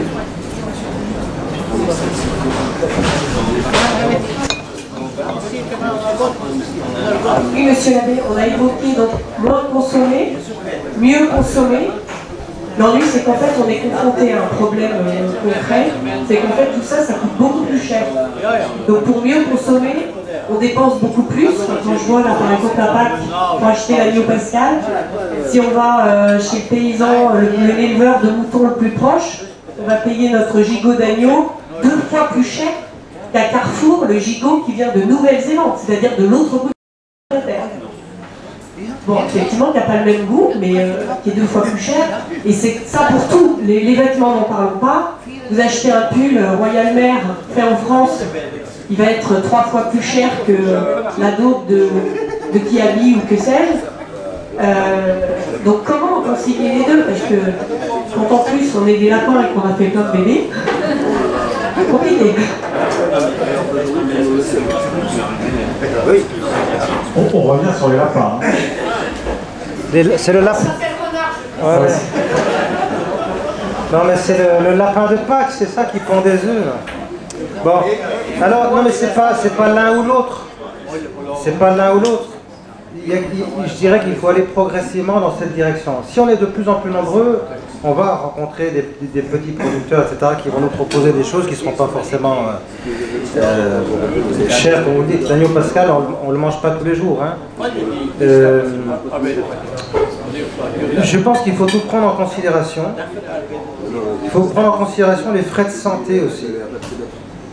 Parce qu'il y a de plus en plus de gens qui sont malades à cause de la pollution, à cause d'une alimentation qui est très pauvre et dans laquelle il y a toutes sortes de pesticides, de perturbateurs endocriniens, etc. Ça, c'est à prendre en considération aussi. Il faut vraiment tout prendre en considération. Et après, il est absolument certain qu'en moyenne, hein, je ne dis pas que c'est votre cas, mais en moyenne, on mange trop de viande aussi. Bah, nos ancêtres, sans remonter au Moyen-Âge, hein, ils avaient une alimentation qui les nourrissait et qui comprenait moins de protéines animales. Ben oui. Et après, il faut aussi retourner à la terre et puis avoir son potager, faire pousser des légumes. Des arbres fruitiers, etc. Je dis pas que tout le monde peut le faire, mais on n'est pas tout seul, on se regroupe, etc. Il faut faire travailler le petit producteur et s'engager à recevoir un panier, par exemple, AMAP, cette association qui est pour le maintien de l'agriculture paysanne. Ça aide le petit producteur. Non mais c'est plus cher, oui, mais moi je suis absolument certain qu'il faut aller dans cette direction. Il n'y a pas d'autre solution.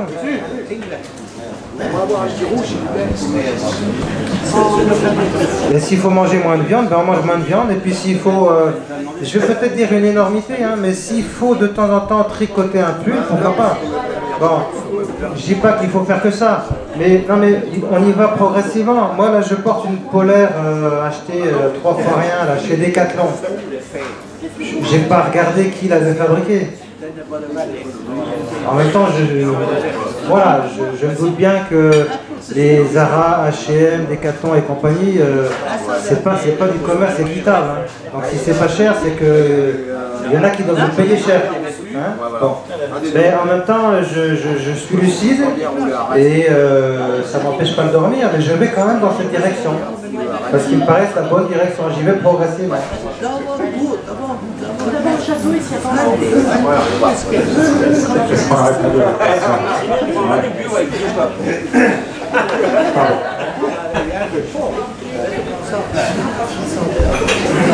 Bonjour père.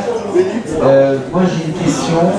Est-ce qu'il y a un lien entre la surconsommation, la croissance et la dématérialisation de la monnaie? Donc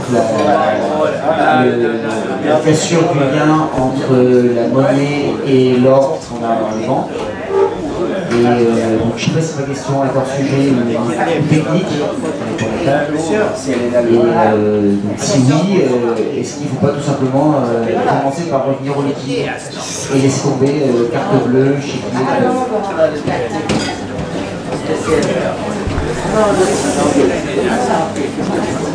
Alors, je n'ai pas d'informations chiffrées ou d'études précises sur le sujet, mais je vois très bien ce que vous voulez dire.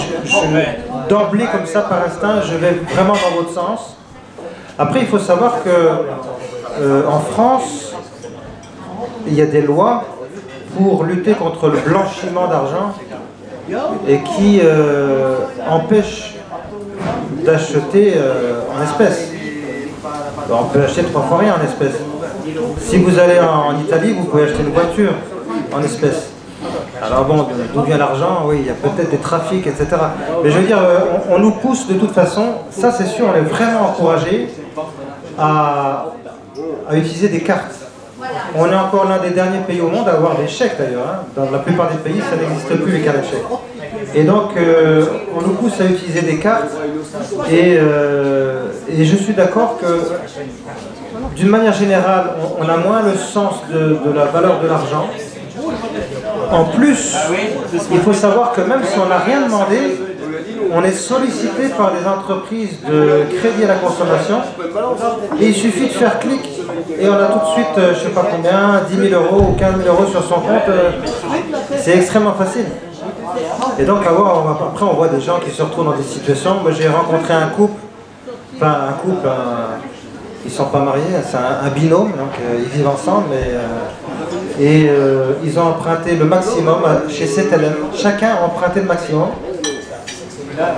Ils sont allés au casino, ils ont tout joué, ils ont tout perdu. Maintenant il va falloir rembourser. Et moi j'ai connu un type qui travaillait dans ce genre d'entreprise. C'était le crédit pour l'achat des voitures Peugeot, je ne sais plus comment ça s'appelle. Il me disait, il y a 3 sortes de clients. Il y a 2 clients qui sont des mauvais clients, puis un client qui est vraiment un très très bon client. Il disait, comme mauvais client, il y a celui qui emprunte 15 000 euros en crédit à la consommation, mais il rembourse tout de suite. Ça, c'est pas intéressant. Il y a celui qui emprunte les 15 000 euros et celui qui ne remboursera jamais. Donc là, évidemment, ça va être embêtant pour nous. Par contre, celui qui emprunte les 15 000 euros et qui va rembourser sur, je sais pas, 52 mensualités, alors ça, pour nous, c'est le rêve. Là. Crédit revolving, c'est du racket légal. Et les gens, ils ne savent même plus, puisqu'ils dépensent de l'argent qu'ils n'ont même pas gagné, on est complètement après dans un monde de fantaisistes. Et il faut savoir que les gens qui ont le moins d'argent sont les gens qui en plus sont souvent les plus vulnérables aux sollicitations, à la publicité, etc. Voilà.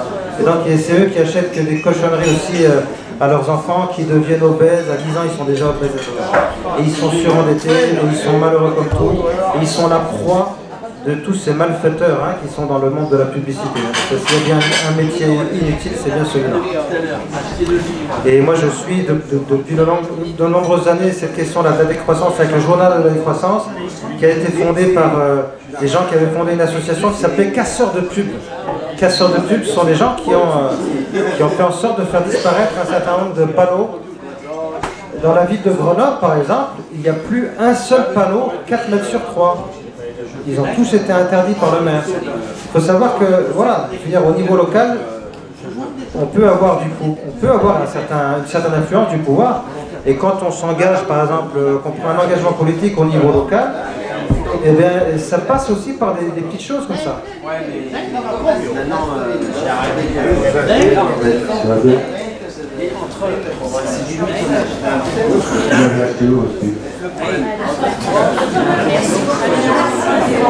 Le pull, je l'ai récupéré. D'abord une remarque, j'ai vu il y a quelques temps un reportage, un documentaire fabuleux, je crois qu'il s'appelle Demain. Et je le conseille à tout le monde. J'ai été fasciné avec ce reportage qui est plutôt tendance écologique dure, mais pas idéologue. Et j'ai trouvé ça intéressant, enfin, je ne sais pas ce que vous en pensez. Et ma question, avec le nombre de quêtes qui va augmenter, j'espère, de pouvoir à terme, dans quelques années, m'acheter une voiture électrique. J'aimerais bien que vous m'en dissuadiez, parce que j'ai l'impression qu'il y a un peu une arnaque. On a l'impression que la voiture électrique, c'est la solution à tous nos problèmes, mais on a l'impression qu'on nous cache que ça pollue beaucoup. Alors, on va passer la parole juste dans les... Il y a effectivement une arnaque qui sont en place, c'est celle de l'écologie verte. C'est celle de l'écologie verte. C'est-à-dire qu'on vous vendra des produits écologiques qui continueront à faire marcher la croissance. Oui, justement. Moi j'ai beaucoup aimé aussi le film Demain. Mais c'est pas du tout de l'écologie radicale. Ah non. Non, c'est tout à fait...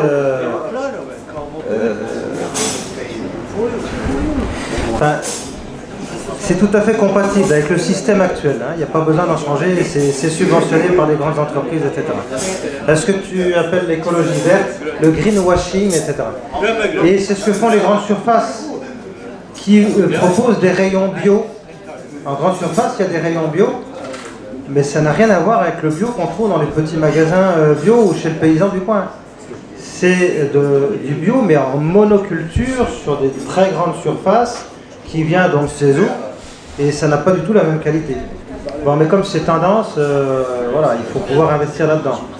Donc les plus grands destructeurs de l'environnement investissent évidemment dans l'écologie et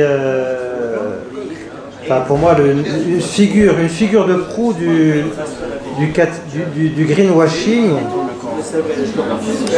c'est la vice-présidente du conseil régional ici en PACA, Maud Fontenoy, qui travaille aussi pour Valeurs Actuelles, etc. Alors elle est vraiment dans ce capitalisme vert. C'est une fausse écologiste, elle n'est pas du tout écologiste. Mais c'est une figure de proue, c'est une caution. Lénine aurait dit un idiot utile. Voilà. Bon, sinon pour les voitures électriques,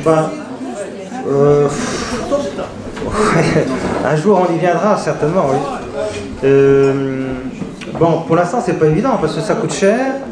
Et puis finalement, quand tu fais 100 km, ça veut dire que tu as fait déjà 80 km en faisant travailler les centrales nucléaires, puisque ça fonctionne à l'électricité.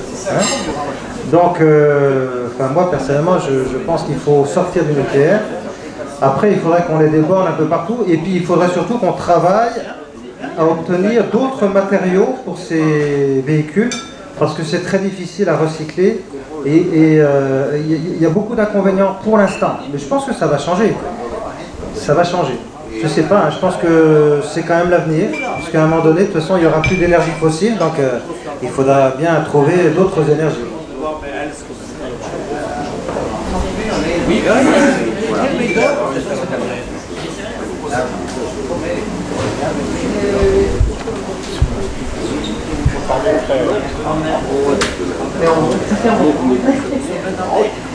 Depuis quand dogme de la croissance c'est vraiment imposé dans notre économie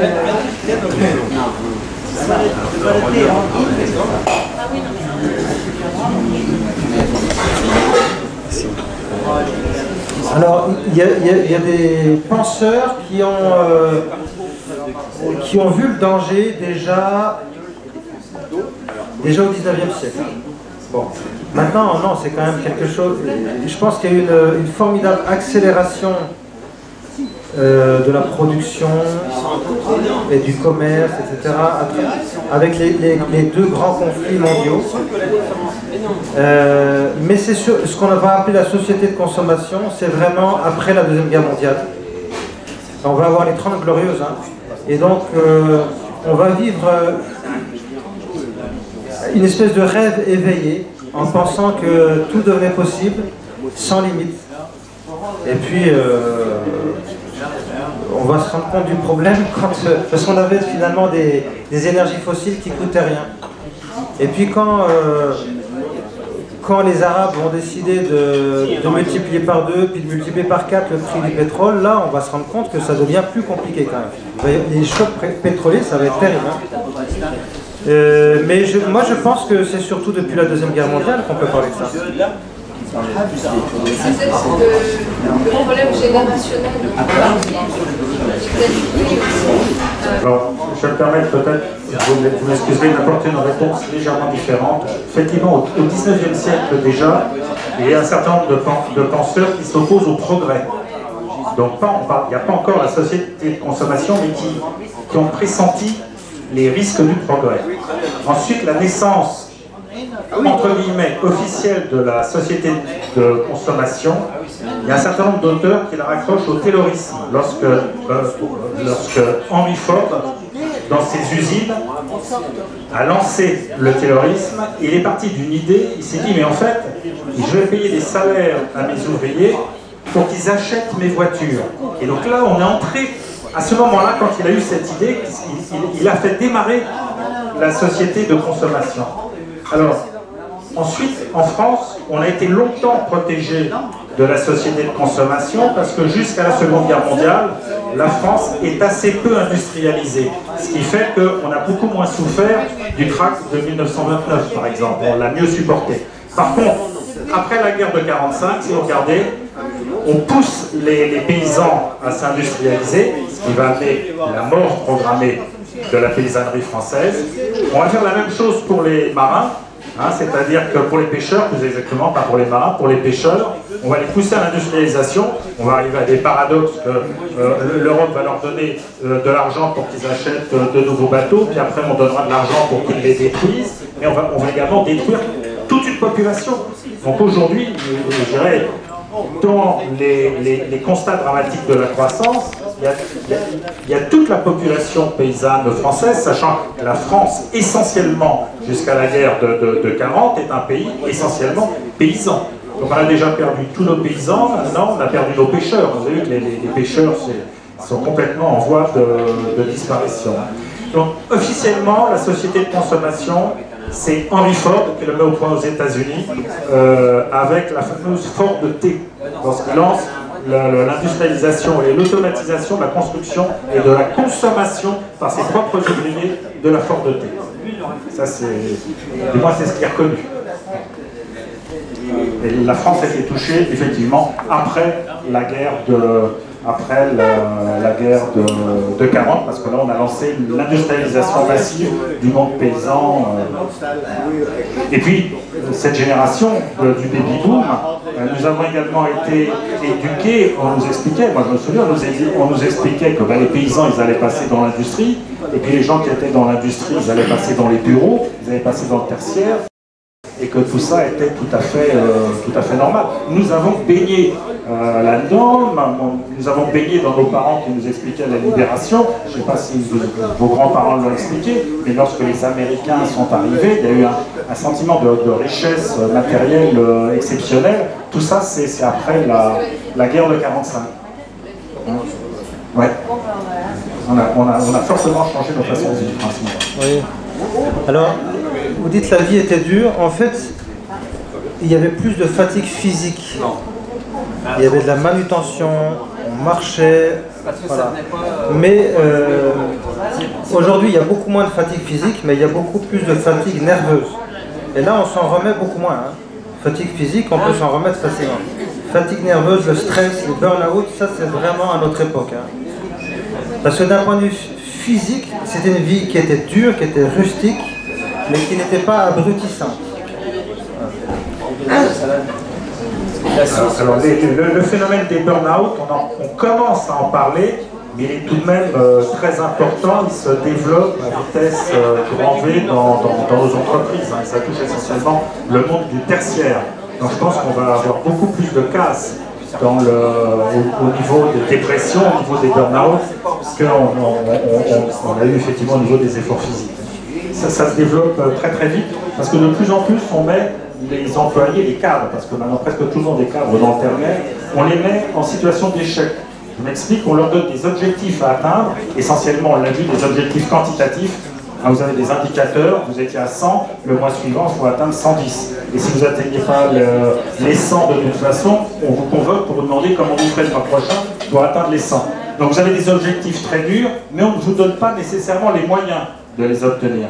Un manager, on ne lui donne pas nécessairement les moyens d'augmenter ou les moyens de réprimander, ou des fois des moyens matériels ou de prise de décision. Donc de plus en plus de cadres sont mis systématiquement en situation d'échec. Ça va se développer. Hein, la vie professionnelle du tertiaire devient très dure. Est-ce qu'il y a d'autres questions? Pardonnez-moi pour mettre en valeur là-dessus, mais comme j'ai traité pas mal de burn-out. Y a-t-il d'autres questions, d'autres remarques? Oui, pardon. Bonsoir mon père.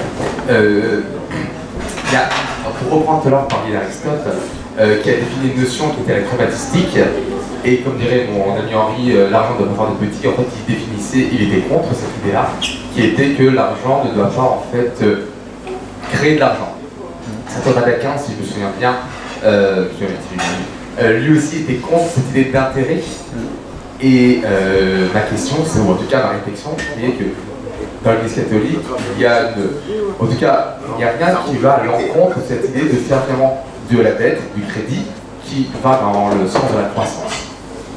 Et je voulais savoir à quel moment en fait il y a eu un sort de tournant où ça semblait finalement inéluctable que quand on fait un crédit, quand on prête de l'argent, il y ait finalement l'intérêt. Alors Saint Thomas d'Aquin, il disait qu'à un moment donné, il fallait qu'il y ait l'intérêt s'il y avait du retard dans le paiement.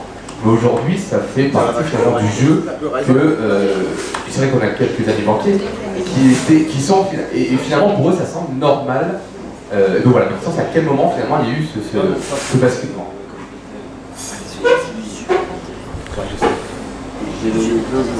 Alors il y a des textes du magistère qui font référence à ça, qui de fait ne sont pas appliqués aujourd'hui. Comment est-ce qu'on pourrait les appliquer? C'est dans un espace finalement restreint où les catholiques ont des leviers. Ça s'est imposé à nous. L'usure, par exemple, effectivement. L'Église a condamné l'usure, mais le magistère de l'Église n'a pas changé sur la question. Je pense simplement que je pense qu'aujourd'hui l'Église ne dirige pas grand-chose au niveau de la finance internationale et donc n'a pas de levier pour intervenir. En revanche, il serait bon de puiser dans cet enseignement, dans ce magistère, pour pouvoir former une élite, pour pouvoir former des cadres, etc. Après, oui, il y a des banquiers, il y a des catholiques dans la banque. Je pense que c'est à eux aussi d'étudier un peu ces questions-là, dans des cercles d'études, de voir comment on pourrait proposer une alternative. Parce que c'est vrai qu'on est pieds et poings liés aujourd'hui. C'est difficile de ne pas s'endetter auprès d'une banque, etc. Alors, même si on est contre, voilà, on est un petit peu entraîné par le mouvement. Mais ce qui était mauvais auparavant n'est pas devenu bon aujourd'hui. Je pense d'ailleurs que c'est un métier exigeant, c'est pas un métier facile pour un catholique, je pense. C'est un vaste sujet que vous avez ouvert. Donc, à ma connaissance, la seule tentative de banque en France, de banque réellement catholique, c'est en 1882, c'est l'Union Générale. Il y a eu un crack de l'Union Générale, puisque toutes les autres banques, en particulier protestantes, ont tout fait pour la couler. Donc, il n'y a jamais eu, en fait, ou très brièvement, une banque catholique française. Donc, ça, en France, il n'y a pas. En revanche, ce qu'on peut constater, c'est qu'il y a de nombreux jeunes catholiques qui vont dans les écoles de commerce. Toutes nos bonnes familles envoient leurs enfants dans les écoles de commerce et sont effectivement cadres, voire hauts cadres, et font des cercles d'études. D'ailleurs, au Bernardin, on voit beaucoup de catholiques, mais ça m'étonnerait qu'ici, la branche sur laquelle ils sont assis, tout de même. Je ne pense pas qu'ils iront jusque-là. Donc de toute façon, il y a bien une révolution au sens revolveré, tournée sur soi-même, culturelle, à faire vis-à-vis du monde de l'argent. Hein. Aujourd'hui, je pense qu'il y a plus, c'est certainement un des problèmes, il y a plus de jeunes catholiques qui sont dans les écoles de commerce que de jeunes catholiques qui vont dans le monde de la culture. Chose que les gauchistes en 68 ont fait l'inverse, c'est-à-dire que De Gaulle leur a laissé le monde de la culture. Aujourd'hui, on en paye lourdement les dégâts. Parce que la jeunesse catholique ne s'investit pas, par exemple, dans le monde de la culture. Y a-t-il d'autres questions, Où est-ce que nous en restons là pour ce soir? Bien d'écouter dans ce cas-là, je vous propose d'en rester là. Merci beaucoup. Merci beaucoup, monsieur l'abbé. Merci beaucoup de vos questions et de vos arguments. Merci. Bonsoir à tous.